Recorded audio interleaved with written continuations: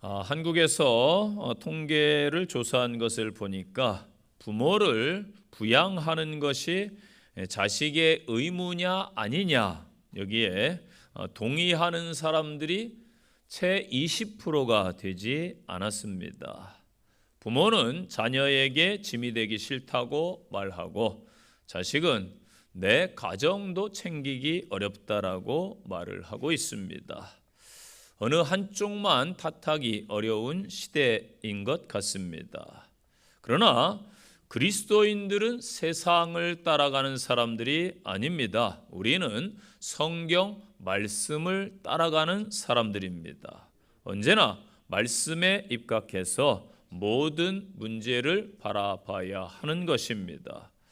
부모를 모시는 방식은 시대를 따라서 변화할 수 있습니다. 그러나 부모 공경의 말씀과 계명은 절대적으로 달라지지 않습니다. 어버이 주일을 맞아 여러분들에게 하나님의 이름으로 복을 빌겠습니다. 여러분의 가정이 건강하시기를 바랍니다. 여러분의 가정이 행복하시기를 바랍니다. 여러분의 가정이 평안하시기를 바랍니다. 또 여러분 가정이 다 회복되시기를 바랍니다. 여러분의 가정이 나아가 천국이 되시기를 소망합니다. 아멘. 현재 전 세계가 왜 그렇게도 힘든지 모르겠습니다. 전쟁과 재난과 인간성의 상실, 또 가치관의 붕괴, 도덕 윤리의 모호함, 죄악의 관영 등등 그 모든 이유는 가정이 이 땅에서 건강하지 못하고 무너지고 있기 때문이 아닐까. 가정은 그 사회의 기준 척도입니다. 가정이 든든해야 이 사회가 든든하고 나아가 나라도 든든합니다. 우리 그리스도인들이 앞장서서 건강한 가정, 행복한 가정, 또 비전 있는 가정들을 회복하시기를 바랍니다. 하나님께서 주신 가정을 회복해야 될 사명이 이 땅에 크리스찬의 가정에게 있다라는 것입니다. 그래야 이 나라 모든 민족 분야가 다 힘있고 강건해서 제 기능을 다시 되찾을 줄로 믿습니다. 하나님께서 천지 만물을 창조하시고 아름다운 에덴 동산을 만드셨습니다. 그리고 제일 먼저 아담과 하와를 창조하셔서 에덴 동산에서 살게 하셨지요. 에덴 동산은 어떤 동산입니까? 하나님이 함께 하시는 동산, 그렇기에 천국인 것입니다. 그곳에는 슬픔도 없고 죽음이 없습니다.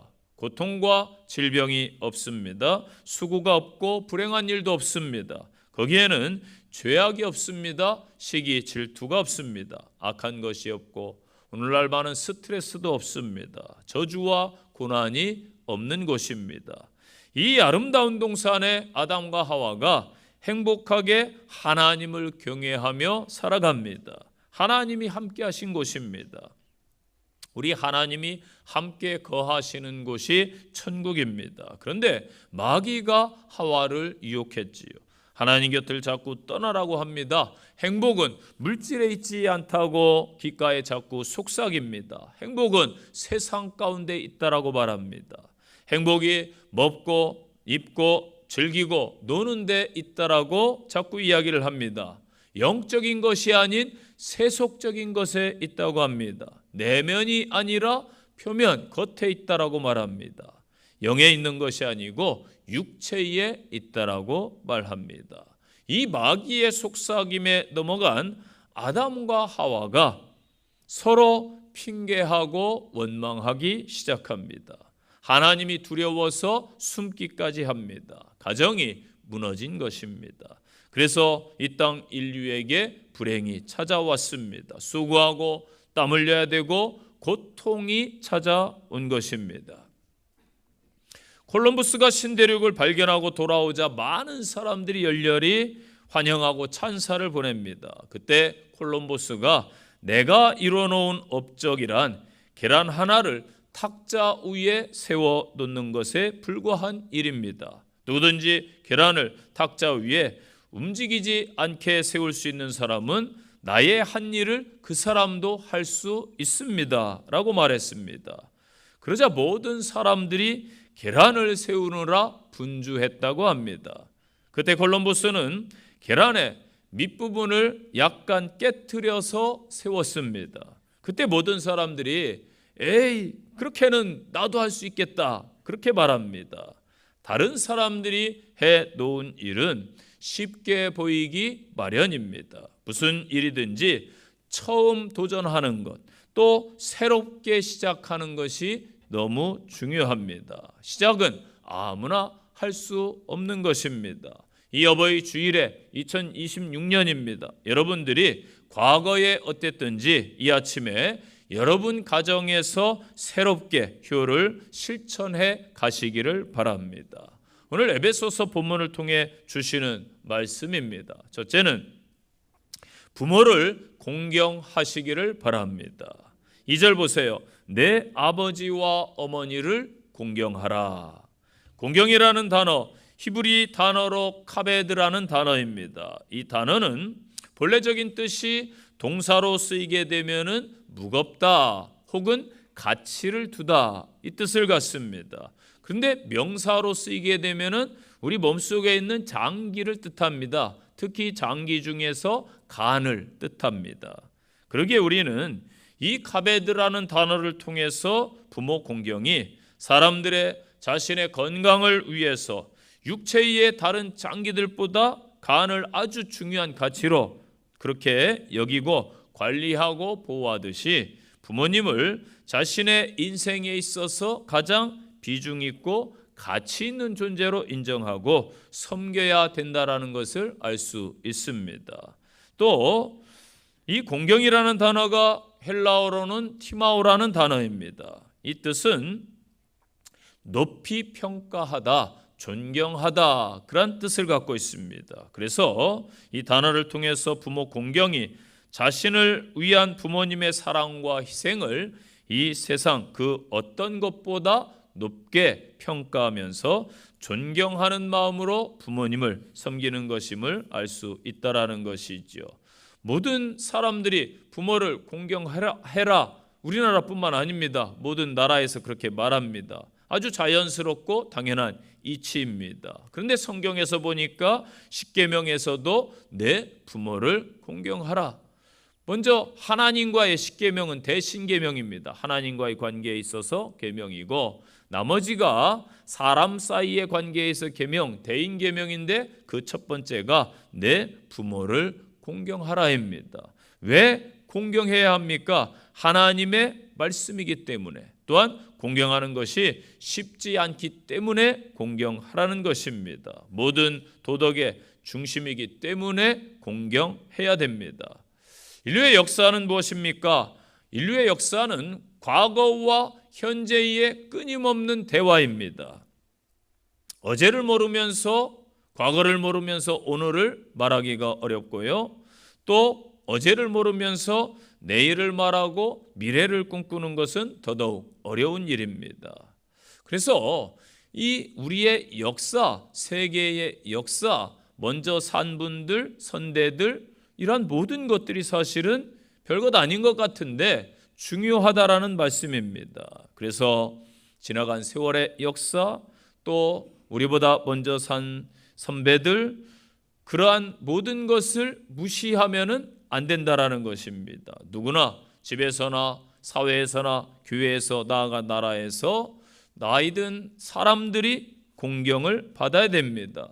여러분, 선진국은 GNP나 GDP가 높은 나라가 선진국이 아니에요. 어른들이 존중받는 사회가 선진국이라는 것입니다.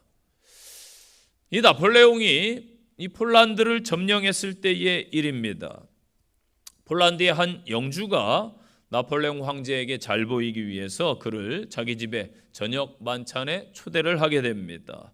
패전국의 영주가 승전국의 황제를 초대했습니다. 전쟁터에 나와 있던 나폴레옹과 그의 부하들은 전쟁에서 변변치 않게 먹었을 것 아닙니까? 너무 기쁜 마음으로 그 집을 방문합니다. 갔더니 아니나 다를까 맛있는 진수성찬이 잘 차려져 있습니다. 그런데 영주가 좌석을 이렇게 배치하는데 나폴레옹 황제를 첫 번째 자리에 앉히는 게 아니에요. 그 다음에 두 번째 자리에 앉히는 것도 아닙니다. 그리고는 세 번째 좌석에 황제님 여기 앉으십시오 하는 거예요.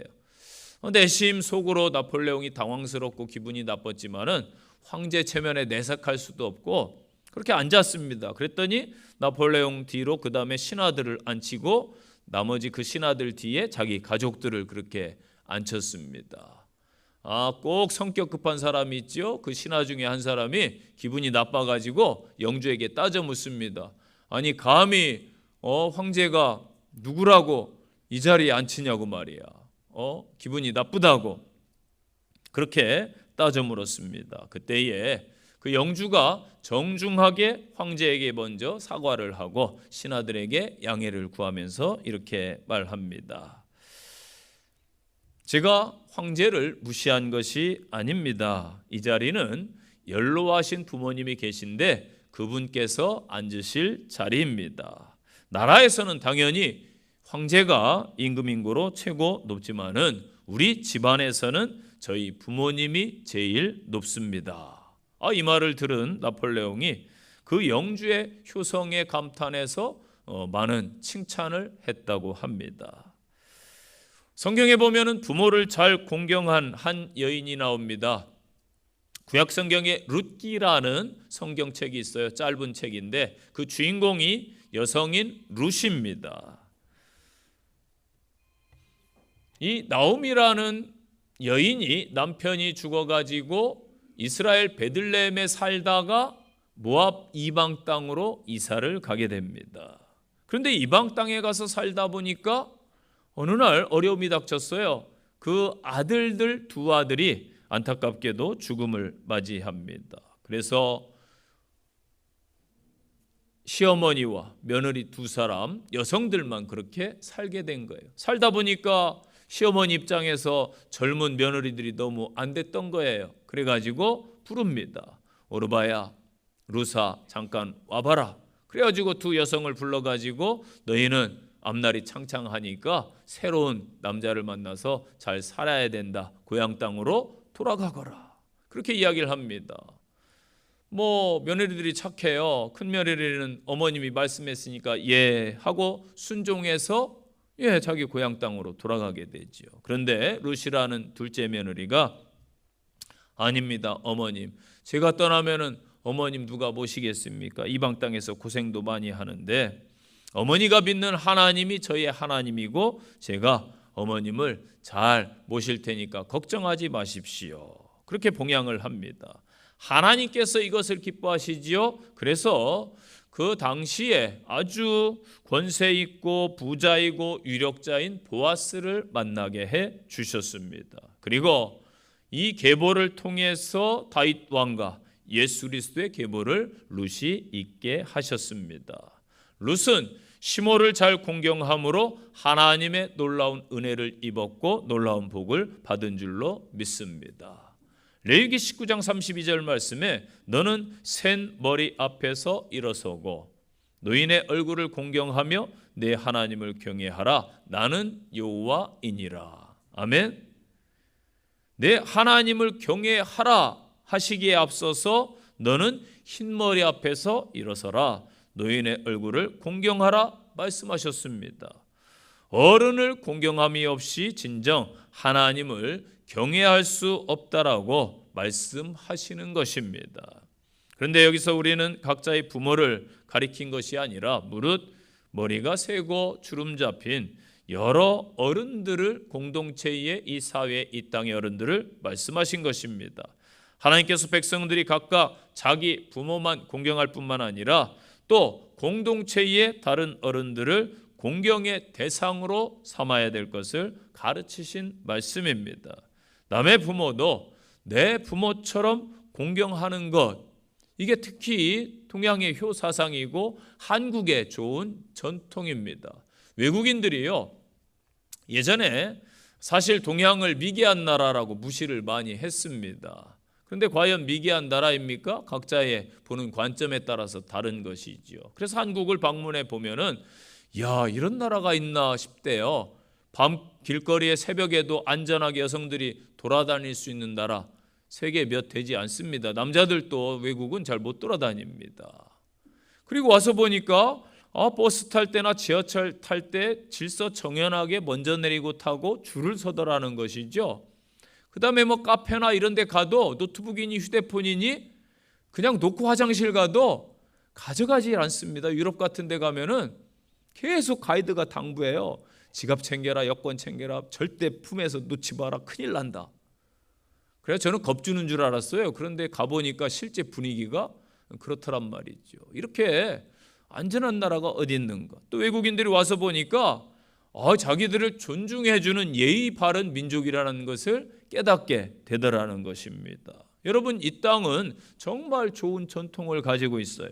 외국을 부러워할 것이 아니고 우리의 좋은 점을 잘 지켜가야 된다는 것입니다. 모든 어른들을 어른으로 모실 줄 아는 사회, 그 사회가 대한민국입니다. 또한 어른들께서는 말 그대로 노인분이 되지 마시고 어른답게 어른들이 되셔야 된다는 생각을 꼭 해주시기를 바랍니다. 그러한 사회가 건강한 사회라는 것입니다. 자, 우리 주님 예수님께서는 십자가에 달리실 때에 얼마나 극심한 고통이 있었겠어요. 그런데 어머니를 걱정합니다. 사랑하는 제자 요한에게 특별히 어머니를 부탁합니다. 자신이 가장 힘든 순간에도 부모님을 향한 마음을 잊지 않았다라는 거예요. 이것이 공경입니다. 상황이 좋을 때뿐만 아니라 내가 힘들 때에도 부모님께 늘 자녀들의 마음이 향해야 되는 것입니다. 저와 여러분이 가정에서 또한 이 교회에서 여러분이 속한 그곳에서 어른들을 잘 공경함으로 신앙인답게 승리하는 본을 보이는 성도들이 되시기를 간절히 축원드립니다. 두 번째 주시는 말씀, 부모를 잘 섬기는 게 뭐냐? 부모님께 순종하십시오. 1절입니다. 자녀들아 너희 부모를 주 안에서 순종하라. 이것이 옳으니라. 아멘. 순종이라는 단어의 헬라어는 히파쿠오라는 단어예요. 그 본뜻은 듣다, 귀를 기울이다, 그대로 따른다 이런 뜻을 가지고 있습니다. 즉 순종은 듣는 것, 받아들이는 것, 실천하는 것입니다. 그런데 오늘 본문의 핵심은 주 안에서 순종하라는 거예요. 그냥 순종이 아니라 성경 말씀은 주 안에서라고 말씀합니다. 그러니까 순종의 기준은 주님이에요. 하나님의 뜻 안에서 순종, 믿음 안에서 순종, 사랑 안에서 순종, 성령의 능력 안에서 순종하라는 뜻입니다. 옳으니라 한 것은 마땅한 도리라는 의미입니다. 그래서 순종은 믿고 따른다라는 의미가 있는데 우리는 부모님을 잘 따라가야 됩니다. 부모의 의견이 내 뜻에 맞지 않을 수도 있어요. 혹 일치하지 않을 수도 있어요. 그럴지라도 부모님의 의견을 잘 따라 주시기를 바랍니다. 이 땅의 부모의 존재는 살아계심만으로도 큰 복이요 은혜라고 봅니다. 이 세상에서 가장 존귀한 분, 가장 가까운 관계입니다. 그런데 오늘날 이 부모들이 오늘 시대에 와서는 부담스러운 존재들이 되어서 외면당하는 사람들이 많다고 하는 거예요. 이것은 분명히 잘못되었습니다. 이 세상이 지금 병들어서 그러한 것입니다. 그렇게 불효하다 보면 나중에 불효자들은 후회를 할 날이 반드시 있습니다. 왜냐? 여러분 자녀가 그것을 그대로 보고 배운다라는 거예요. 내가 행한 대로 아마 자녀들이 갚아줄 것입니다. 그 자녀들이 본 것이 그것인데 무슨 마음으로 나중에 지극정성 부모를 공경하고 순종하겠습니까? 그래서 예로부터 심은 대로 거둔다고 했습니다. 성경은 그렇기 때문에 내 부모에게 순종하라. 이것이 우리의 할 일이다 말씀하고 있습니다. 이제 우리 그리스도인들은 이 세상을 고치고 치유하고 바로 잡아가야 될 사명이 있는 사람들이라는 점에서 늘 건강한 가정을 위해서 신경 써야 됩니다. 그러기 위해서 내가 부모를 공경하고 또 순종하시고 자녀를 사랑하시고 가정을 건강하게 이루어 가시기를 바랍니다. 순종은요, 밖으로 드러나는 행동입니다. 반면에 공경은 안에 가지고 있는 마음인 거예요. 여러분, 하나님을 믿는다면서도 행함이 없으면 그 믿음은 뭐라고 그랬어요? 야고보 사도가 죽은 믿음이라고 그랬습니다. 믿음이 아니라는 거예요. 마찬가지로 속으로 부모를 공경하는 마음이 혹 있을지라도 순종하지 않는다면 그 공경은 의미가 없는 것입니다. 또한 마음속에 공경함이 없는 순종은 남들에게 보이는 외식에 불과할 뿐입니다. 그래서 속으로 공경하시고 순종으로 드러내시기를 바랍니다.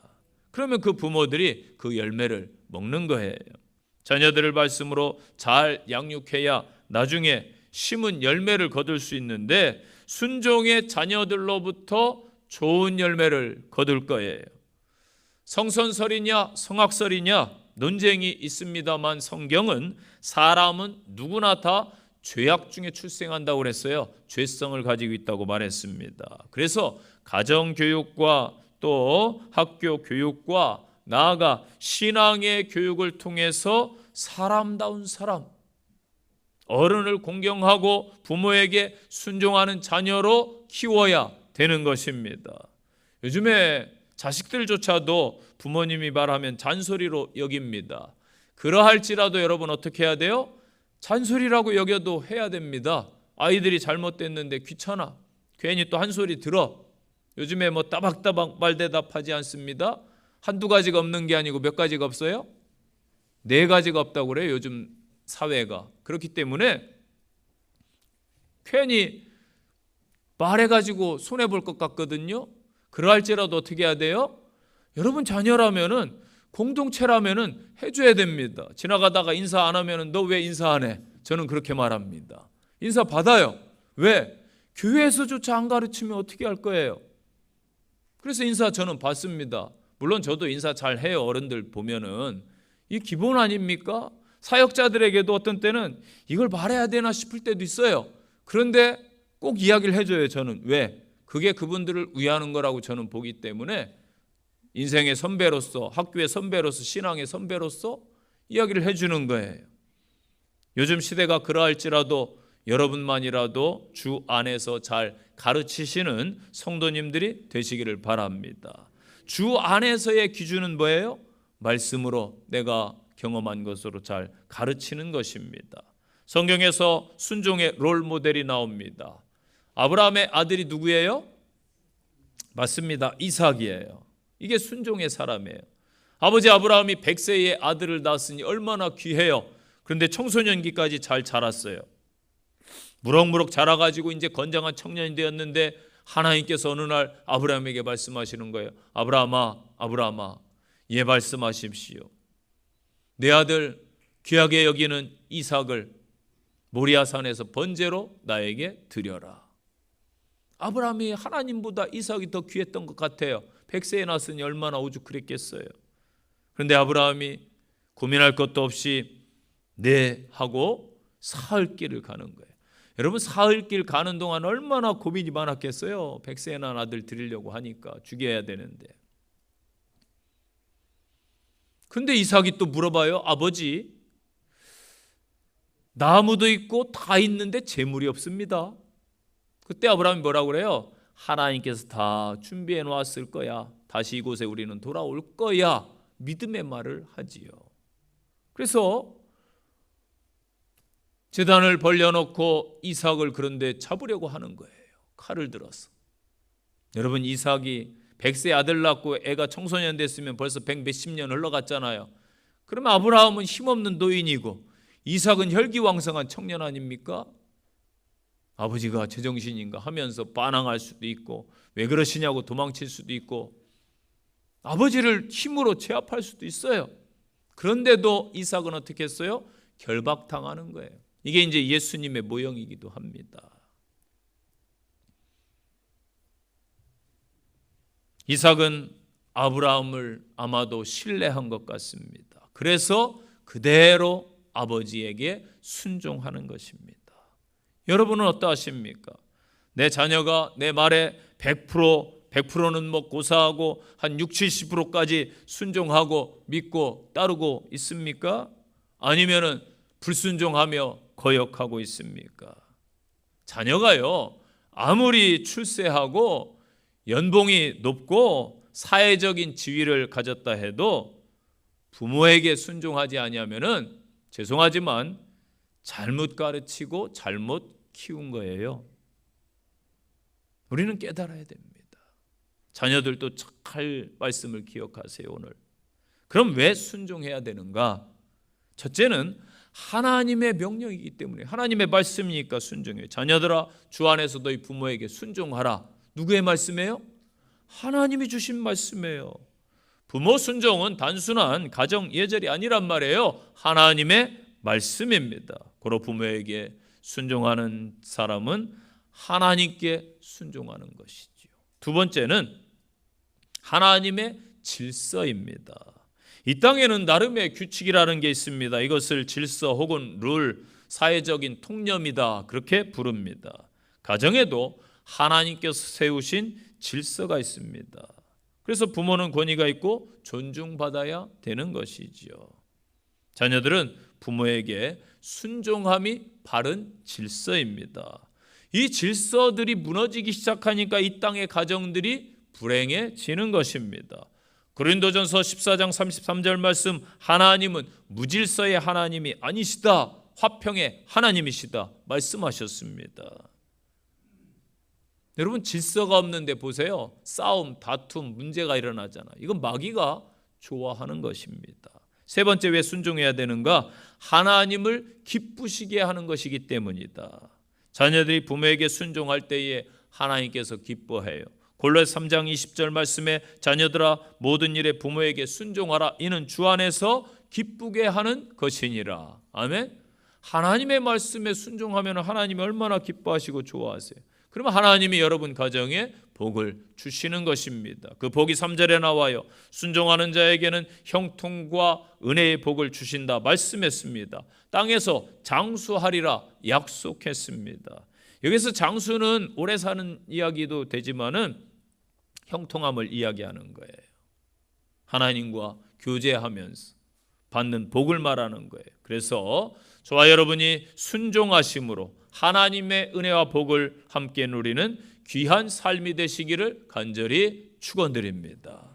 세 번째 주시는 말씀 한번 따라서 하세요. 부모님을 기쁘시게 합시다. 아멘. 잠언 23장 25절에 보니까 내 부모를 즐겁게 하며 너 낳은 어머니를 기쁘게 하라. 아멘. 제가 이번 주일에도 장례식을 치렀습니다. 목회자다 보니까 장례식을 여러분들보다 많이 집례하고 또 치르게 됩니다.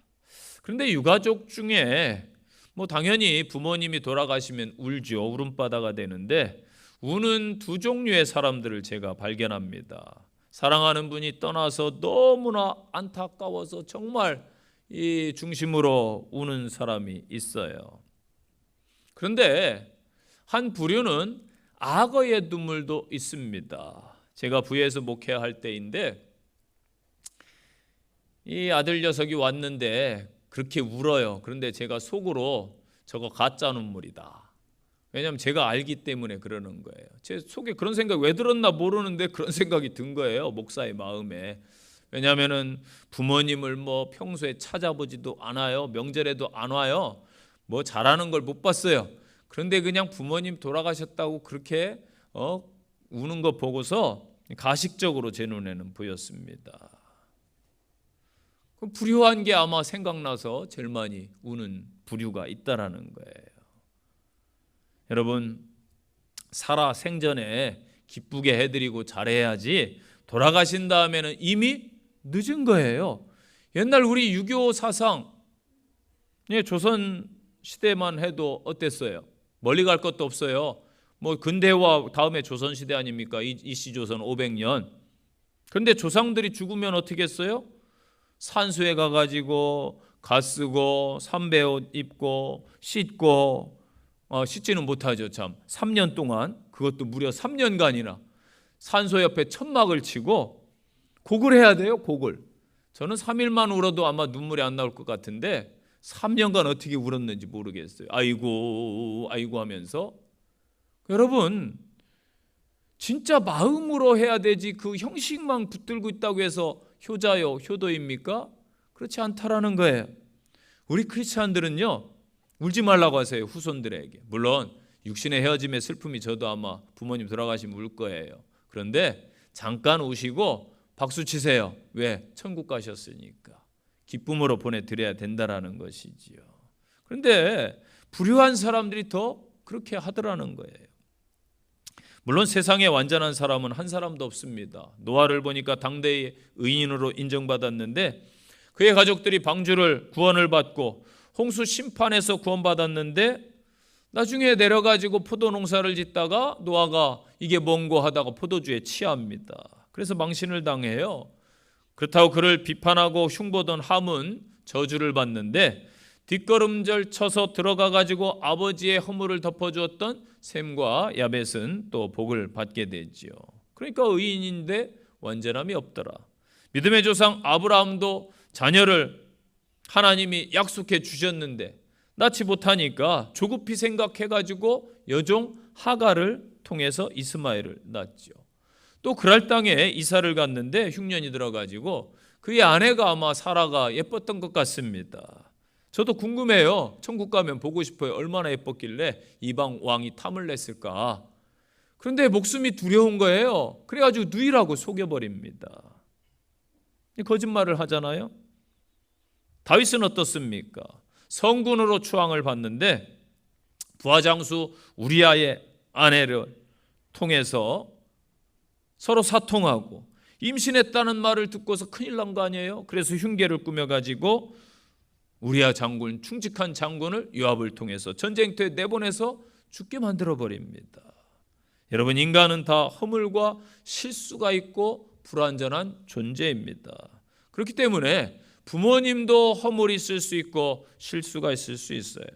혹 여러분 세대보다 사실은 여건이 안 돼가지고 공부를 더 많이 못했습니다. 저는요, 우리 부모 세대가 더 똑똑하다고 봐요. 야자에다가 학원에다가 우리 부모님 세대 그렇게 공부했으면 다 하버드대 갔어요. 저는 그렇게 생각해요. 한국 민족이 얼마나 똑똑한 민족인데요. 그 정도 시간 투자하고 그 정도 공부했는데 영어 잘한다, 어학 잘한다, 똑똑하다라고 이야기하는데 그 정도 투자하면 다른 민족도 다 똑똑해집니다. 그런데 그걸 자랑으로 삼을, 그게 자랑할 일입니까? 그 정도 공부해놓고 그 정도밖에 못하면서 잘한다라고 착각하고 부모를 무시하는 세대가 됐단 말이에요. 제가 볼 때는 안타까워요. 좀 겸손해야 됩니다. 그래서 익은 별수록 밑으로 처지고 포도송이가 무거울수록 아래로 처지는 거예요. 늘 겸손하십시오. 물론 내세울 때는 내세워야 되지만은 부모님을 무시하고 윗세대를 함부로 하는 그러한 시대를 저는 이야기하는 것입니다. 때로는 인격적이지 못할 수 있어요. 여러분보다 못 배웠으니까 교양적이지 못할 수도 있어요. 그러할지라도 고생을 많이 하셨고 이 땅의 선대들, 부모님들은 하나님께로부터 권위를 부여받은 분들이기 때문에 잘 해드려야 합니다. 물론 반론도 해요. 부모님이 부모님 같아야 내가 대우를 하지요. 목사님이 우리 가정을 다 압니까? 다 몰라요. 세상 사람들은 그렇게 이야기해도 되지만 여러분은 누구를 만났어요? 예수님을 만났잖아요. 그러면은 예수님의 마음을 가져야 돼요. 믿습니까? 예수님의 마음을 가져야 부모님도 감동을 받을 것 아닙니까? 그래서 부모를 성경에 보니까 즐겁게 해드려라, 기쁘게 해드려라. 그러면 기쁘게 하는 방법이 뭘까? 여러 가지가 있겠죠. 다 사람마다 환경 따라 다르겠지요. 첫째는 여러분 이야기 친구가 되어 주십시오. 부모님들의 공통점이 뭐예요? 외롭다라는 겁니다. 오늘날 말 상대가 없어요. 그러니까 로봇하고 이제 대화하는 시대가 올 것 같습니다. 저는 전문 상담가가 아니에요. 목사는 반상담가가 돼야 되는데 저는요 이렇게 누구 상담해 주다가 1시간만 지나면 막 힘들어요. 잘 기억하세요. 꼭 시계 가지고 오세요. 1시간 지나면 저는 힘듭니다. 그래서 왜 그런지 막 힘 빠지고 그래요. 그때 우리 어르신들 찾아오시면 막 이야기를 하세요. 그런데 저는 항상 들었던 얘기예요. 왜냐하면 옛날 얘기 또 하시고 또 하시고 또 하시지만은 제가 다 들어드려요. 다 들어드립니다. 그런데 1시간 지나면은 우리 사무원 집사님이 지혜가 있어서 저한테 전화를 해요. 그럼 제가 못 이기는 척 전화 왔네 하면서 흐름을 끊어요. 네, 그러면 뭐예요? 끝났다 이거예요. 사인을 잘 봐야 됩니다. 그런데 여러분 1시간은 고사하고 부모님께 전화할 때에 뭐 그냥 전화하고 아유 괜찮네요 끊을게요. 그러면 안 돼요. 오늘 뭐 드셨냐, 옷은 뭐 입었냐, 메주알 고주알 꼬치꼬치 물으세요. 그게 사랑이에요. 별것 아닌 것 같아도 어른들은 자꾸 이야기하고 싶어 하시는 거예요. 그래서 자주 전화를 드리시고 통화를 하시고 말동무가 되어 드리라는 것이지요. 요즘 어르신들이 많이 외롭고 힘듭니다. 하나님께서도요 보잘것없는 인간과 대화하시는 것을 기뻐하세요. 이사야 1장 보세요. 하나님께서 말씀하시되 와라 우리가 서로 변론해 보자. 대화해 보자라는 거예요. 하나님은 보잘것없는 죄인일지라도 오래 대화하는 걸 기뻐하시죠. 할 수 있는 대로 속사정을 다 털어놓고 하나님께 말씀드리며 의논하는 것을 기뻐하신다라는 거예요. 요사이 너무 바쁜 시대 맞습니다. 그러할지라도 서로 좀 마음을 내시고 시간을 내셔서 이야기 친구들이 되어 주시기를 바랍니다. 두 번째는 필요한 것을 드려야 됩니다. 자, 필요한 것을 드려야 되는데 뭐가 필요한지 어떻게 알아요? 다른 거 없어요. 관심 있으면 알아요. 관심 있으면 압니다. 그래서 여러분 부모님이 무엇이 필요한지 알아야 드릴 수 있잖아요. 청개구리처럼 반대로 드리면 안 됩니다. 관심이 있어야 돼요. 그래서 저는요 저희 집안 이야기를 하자면 제가 장남인데 제가 부모님을 못 모셔요. 논산에 계신데 부여에서 목회하는 남동생과 재수씨가 가까이에 있으니까 무슨 일에서 아프시다 그러면 막 병원 모시고 가고 막 한 20분 30분 거리니까 그렇게 동생 내외분이 그렇게 수고를 해요. 그래서 제가 항상 동생에게 물어봐요. 왜냐하면 자주 가니까 뭐가 필요한지 무엇이 있는지 뭐 한지 아니까 관심 있으니까 알더라고요. 자주 접하니까. 그래서 제가 항상 물어봐요. 무엇이 필요한지. 그렇게 물어보면은 알려줘요. 그것이 필요하구나. 그게 중요한 것이지요. 저희 이제 처가댁은 반대예요. 네, 저는 이렇게 이제 자주 가지는 못합니다. 몰래 가기는 하는데 제가 목사다 보니까 사위가 목사다 보니까 어르신들께서 좀 어려워하는 면도 있으신 것 같아요. 그런데 아내가 하루에 한 번 가서 청소해드리고 빨래 가져서 하고 뭐 신경 써드리고 이렇게 하니까 아내는 잘 알아요. 그래서 관심 있으면 보이나 보더라고요. 여러분 어떻습니까? 필요를 채워주는 것 이게 정말 중요해요. 그것은 어디에서 나온다? 관심에서 나온다. 그래서 부모님께 관심을 쏟으시기를 바랍니다. 세 번째는 거리를 잘 유지해야 됩니다. 이게 무슨 말씀이냐? 부모님은요 우리를 키우시느라 우리를 다 홀라당 빨개 벗겨서 목욕시키고 뭐하고 다 본 사이예요. 그러니까 부모님과 자녀 사이가 어때요? 허물없이 가깝죠. 그런데 어느 정도 이제 성장하시면은 조금의 거리를 두라는 거예요. 너무 버릇없이 한다든지 함부로 하면은 안 된다라는 거예요. 어른들이 지각이 없어질 수도 있어요. 판단이 떨어질 수도 있어요. 그러다 보면 무시하고 함부로 하는 경향이 있더라고요. 여러분 거리라는 건 정말 중요합니다. 환자가 누워 있는데 침대와 거리가 있어야 돼요. 계속 붙어 있으면은 욕창이 생겨요. 큰일 납니다. 여러분 부상 당하거나 상처를 입었을 때 떨어뜨려 놔요. 왜냐하면 바람이 통해야 되고 상처를 치료해야 되니까. 이것처럼 가족 간에도 거리라는 게 있어요. 정서적 거리, 여러 거리가 있습니다.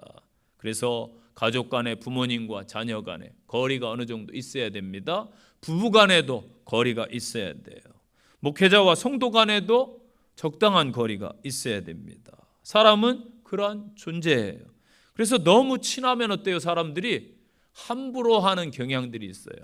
나도 모르게 그렇게 됩니다. 너무 친해지면 허물이 없다 보면은 예의를 지켜야 될 때 예의를 못 지키게 되는 경우가 많아요. 그래서 부모님과 자녀 사이에도 예의를 지켜야 됩니다. 깍듯이 해야 될 때는 하고 함부로 편하다고 해서 함부로 하면은 자녀들이 그걸 그대로 보고 배우는 거예요. 그래서 적당한 거리를 지켜라. 세 번째는 선물을 드려야 돼요. 선물. 자, 여러분, 부모를 기쁘시게 하는 가장 큰 선물이 뭐예요? 네, 물론 옷 사다 드리고 음식 사다 드리고 뭐 필요한 거 채워 드리고 선물 좋습니다. 뭐 선물 받으면은 기분 나쁜 사람 있어요? 다 좋아해요. 선물 받으면은. 그래서 선물을 드리는데 뭐니 해도 뭐예요? 머니. 맞아요. 저도 늦게 깨달았어요. 저도 물론 어버이날이나 부모님 생신 때 봉투를 해서 이렇게 이제 드립니다. 그러면은 예전에는 그냥 옷 사다 드리고 뭐 먹을 거 사가고 이랬었는데 보니까 그래도 머니가 본인들 쓰시기에 좋겠구나라는 생각을 하게 되었습니다. 여러분들도 한번 생각해 보세요. 내가 좋다고 해서 부모님이 좋은 건 아니에요. 왜냐하면 세대가 있고 차이가 나요. 어른들 눈으로 볼 때는, 우리가 볼 때는 냉장고 바지, 그 다음에 김치할 때, 김치 담글 때 입는 조끼 아시죠? 딱 눈에 떠오르죠? 그거 얼룩덜룩하니 그게 이쁘다고? 젊은 사람들은 안 이뻐. 그런데 노인분들 눈에는 그게 이뻐요. 예, 화려한 걸 좋아해요. 어른들은 또 우리가 볼 땐 저게 뭐야 그러는데, 여러분도 나이 드시면 그렇게 돼요. 세대가 다른 거예요. 생각이 다른 거예요. 그래서 그분들 눈에 맞게 해야 되는 거예요. 그러려면은 머니가 최고지요. 그래서 선물을 여러분 자주 드리세요. 아멘도 안 하시네. 선물을 자주 드리시기 바랍니다. 아멘. 부모님께 선물하세요. 그래서 먹는 것, 입는 것, 제일 좋은 현금을 드리면 좋아하세요. 그런데 저와 여러분은 그리스도인이에요. 그리스도인이라면 무슨 선물을 드려야 될까요? 맞아요. 여러분은 너무나 참 지혜로워요. 설교할 맛이 난다니까요. 오고 가는 게 있어야 되는 거거든요. 예, 영적인 선물을 드려야 돼. 예수 그리스도. 그리스도인들은 더 귀한 선물을 다 가지고 계시잖아요. 바로 영원한 천국 티켓을 끊어드릴 수 있도록 도와주시기를 바랍니다. 천국 선물을 드리는 것이 가장 큰 효도다. 아멘. 저와 여러분들이 그래서 부모님을 기쁘시게 하는 성도들이 되시기를 축복합니다. 결론의 말씀이에요. 한 신학자가 어머니의 손을 처음 제대로 바라본 것은 어머니가 돌아가신 날이었습니다. 일평생 가족을 위해서 일하신 어머니의 손은 거칠었고 주름져 있었습니다. 투박했습니다.